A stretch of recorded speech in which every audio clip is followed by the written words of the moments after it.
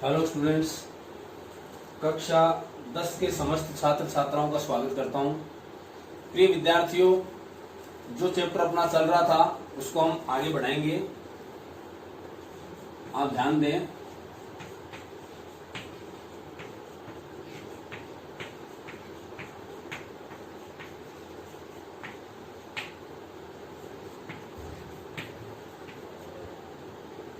अपना जो चैप्टर चल रहा था उसका शीर्षक था ईदगाह।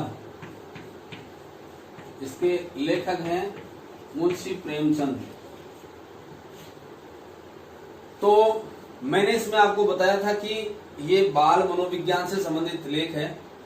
इस पूरी कहानी में, ये कहानी है, इस पूरी कहानी में लेखक प्रेमचंद ने बच्चों के मन की भावना को किस प्रकार से उद्घाटित किया वो अपने आप में अनूठा है।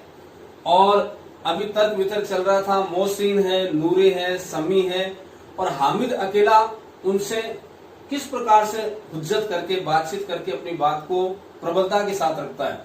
क्योंकि हामिद ने चिमटा खरीदा था, एक गरीब बेवा का लड़का, उसकी दादी आमीना उसे केवल 3 पैसे देकर के मेले में भेजती है।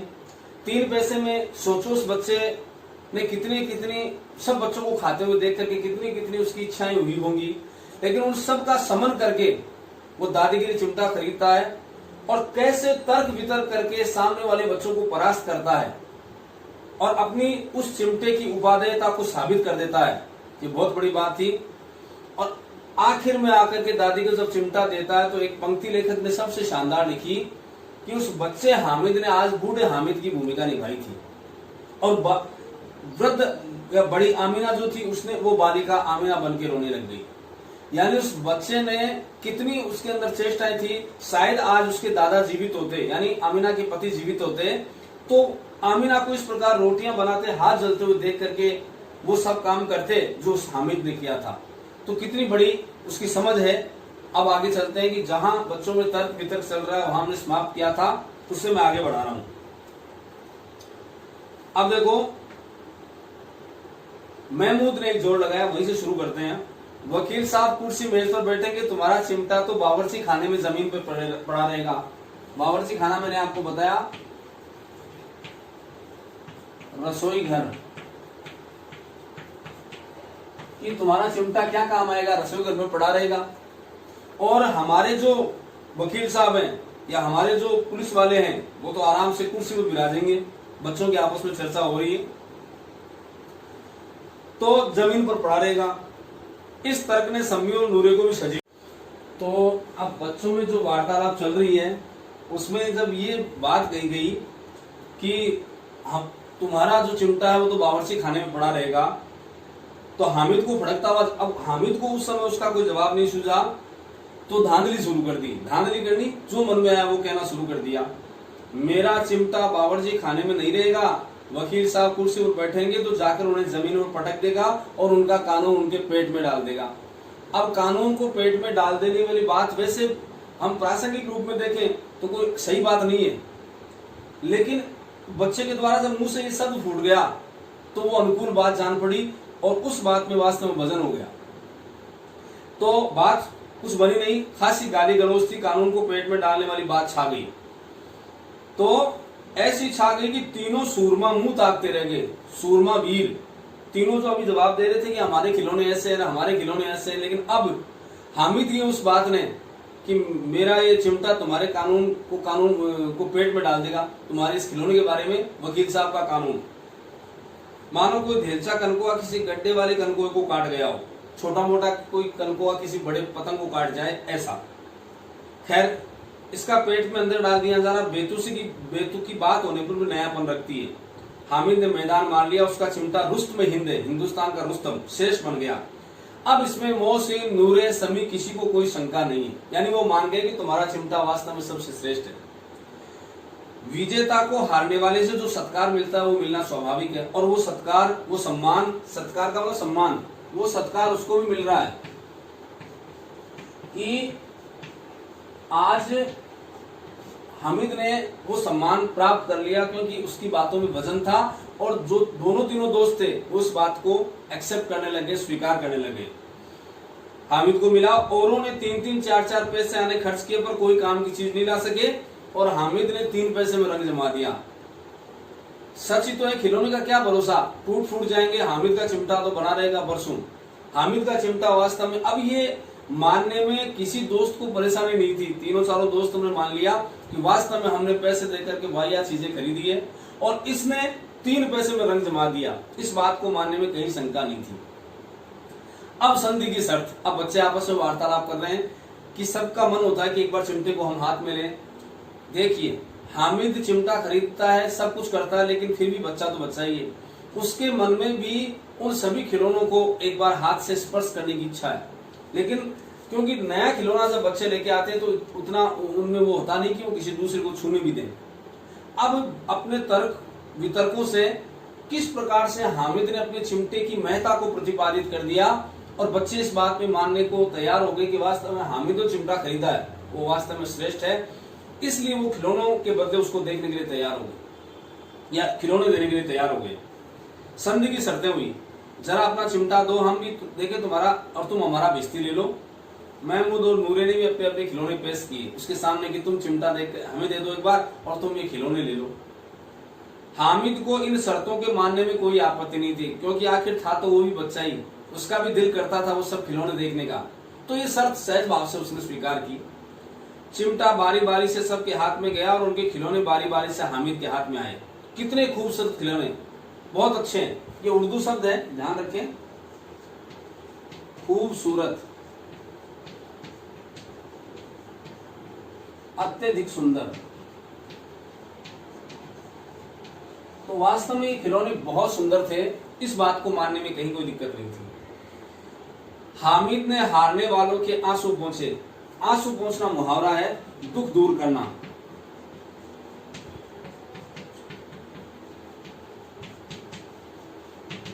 दुख दूर करना या मन में जो निराशा है उसको दूर करना। तो हारने वालों के आंसू पोंछे। मैं तुम्हें चिढ़ा रहा था, सच ये चिमटा भला इन खिलौनों की बराबरी क्या करेगा। अब हामिद स्वीकार करता है दिल से, ये तो तुम लोग जब जिद पे आ गए कि तुमने क्या बकवास चीज खरीदी है, तब मैंने तुम्हें ये सब प्रत्युत्तर में दिया। बाकी तुम्हारे खिलौने के सामने मेरा चिमटा क्या है, मालूम होता है। अब बोले तुम्हारे खिलौने तो इतने सजीव लगते हैं कि जैसे अब बोलने वाले हैं। बच्चे ने जो वास्तविक आत्मीय उत्तर था वो उत्तर दे दिया कि मेरा भी मन इन खिलौनों में बहुत होता है। लेकिन मोहसिन की पार्टी को इस दिलासे से संतोष नहीं होता। मोहसिन फिर भी मानता कि झूठ बोल रहा हामिद। अभी कह रहा ना तुम्हारे खिलौनों का मुकाबला मेरा चिमटा क्या करेगा, लेकिन शायद ये हामिद झूठ बोल रहा है। इसने जो चीज खरीदी चिमटा वो वास्तव में सबसे श्रेष्ठ है, ये मोहसिन के दिमाग में अब भी था। तो उसको संतोष नहीं मिला, चिमटे का सिक्का खूब बैठ गया। सिक्का बैठ जाना, धाक जमना, ये मुहावरा है। सिक्का बैठना, धाक जमना। तो उस चिमटे का धाग उसके मन में जम गई थी। चिपका हुआ टिकट अब पानी से नहीं छूट रहा है। अब देखो, जो मन पे बात, चिपका हुआ टिकट पानी से छूटना, जो मन पे बात लग गई वो हट नहीं रही है, ये भी मुहावरा है। चूंकि आप जानते हो प्रेमचंद की भाषा शैली में मुहावरेदार भाषा का काफी प्रयोग किया गया है। तो अब कह रहे हैं, यहां तक बात हो गई। अब मोहसिन कह रहा है लेकिन इन खिलौनों के लिए कोई हमें दुआ तो नहीं देगा। मैं वो दुआ को लिए फिरते हो, उल्टे मार ना पड़े। अम्मा जरूर कहेंगी मेले में तुम्हें यही खिलौने मिले थे क्या, मिट्टी की खिलौने क्यों लेके आए, अम्मा डांटेगी। और हामिद को स्वीकार करना पड़ा कि खिलौनों को देखकर किसी की माँ इतनी खुश नहीं होंगी जितनी दादी चिमटे को देखकर होंगी। 3 पैसों में तो सब कुछ करना था और इन पैसों में इस उपयोग पर पछतावे की बिल्कुल जरूरत नहीं थी। फिर अब तो चिमटा रुस्त में हिंद और सब खिलौनों का बादशाह। हामिद को दिल में तसल्ली थी कि मैंने जो चीज खरीदी है वो अच्छी है और चूंकि मैंने प्रभाव भी जमा दिया सब बच्चों के ऊपर कि चिमटा वास्तव में बहुत श्रेष्ठ था।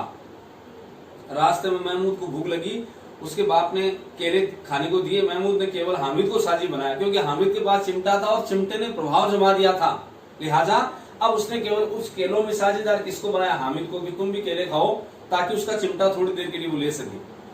सब मित्र मुंह ताकते रह गए, यह चिमटे का प्रसाद था। आगे चलते हैं।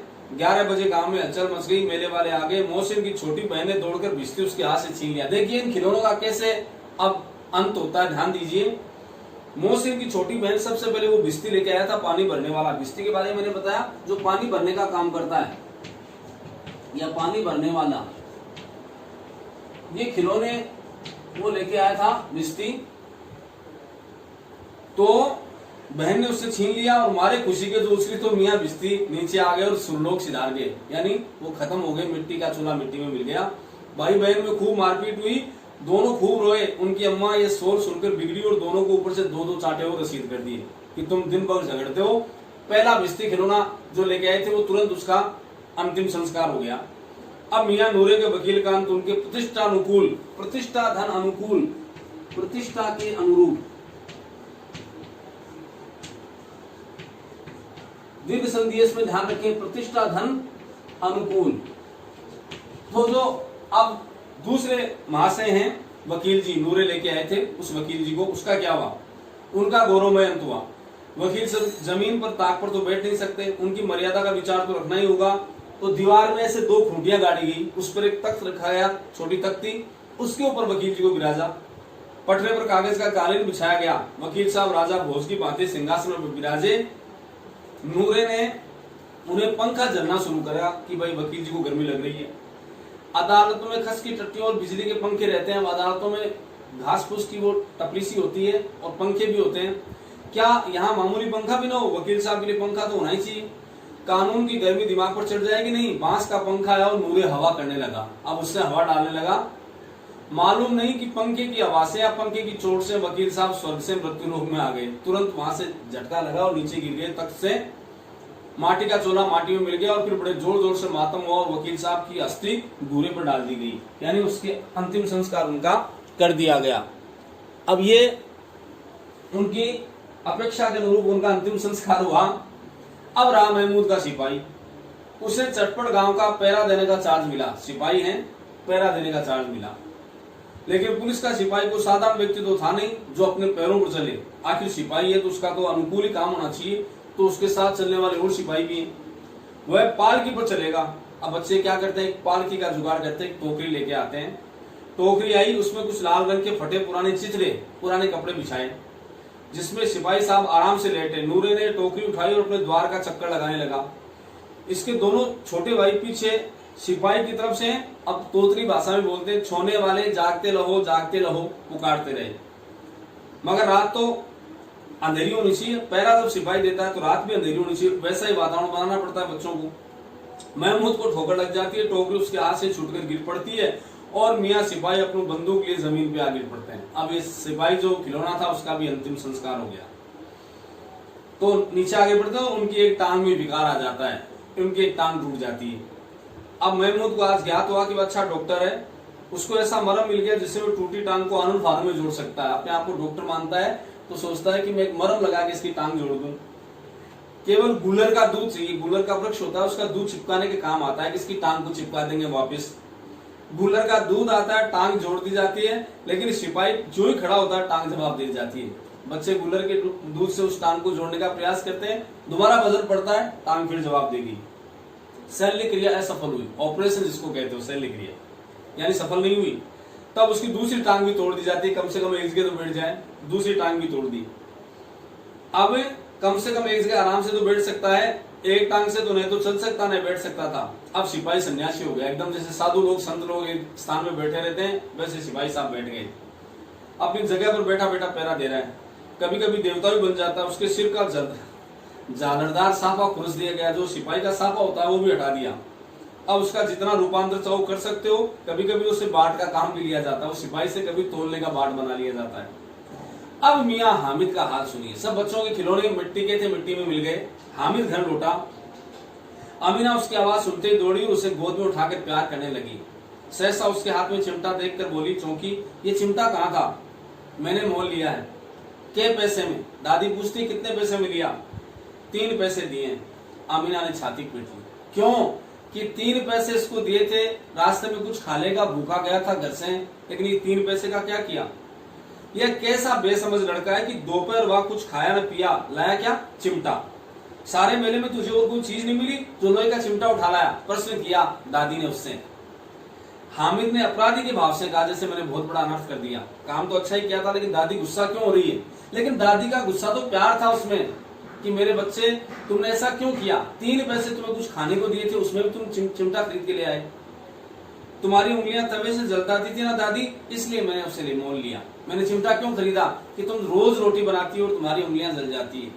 बुढ़िया का क्रोध तुरंत स्नेह में बदल गया, और स्नेह भी वह नहीं जो प्रगल्भ होता है, साधारण नहीं, और अपनी सारी कसक शब्दों में बिखेर देता है। यह मूक स्नेह था, खूब ठोस रस और स्वाद से भरा हुआ। कैसा प्यार था, मुंह से शब्द नहीं फूट रहे, आंखों में अश्रु धारा बह रही है, लेकिन इस स्नेह का क्या मोल चुकाया जा सकता है? ये अपने आप में अनूठा था।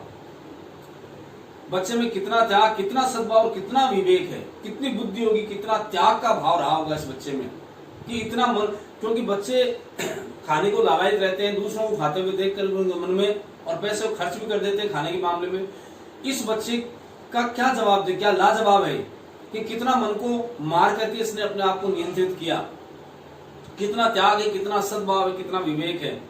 दूसरों को खिलौने लेते और खाते देख कर इसका मन कितना ललचाया होगा। इतने इसका जब्त इससे कैसे हुआ? नियंत्रण, जब्त शब्द आया है, उर्दू के शब्द भी इसमें आए हैं कि इसने अपने मन को कैसे नियंत्रण में किया, इतना जब्त इसने कैसे किया। और दूसरों को खिलौने खरीदते, मिठाइयां खाते देखे इसका दिल कितना ललचाया होगा। वहां भी उसने बुढ़िया दादी की याद बनी रही। आमीना का मन गदगद हो गया, प्रसन्नता से भर गया। और एक बड़ी विचित्र बात हुई, ये बात बहुत अच्छी है, परीक्षा में ऐसे प्रश्न पूछते हैं।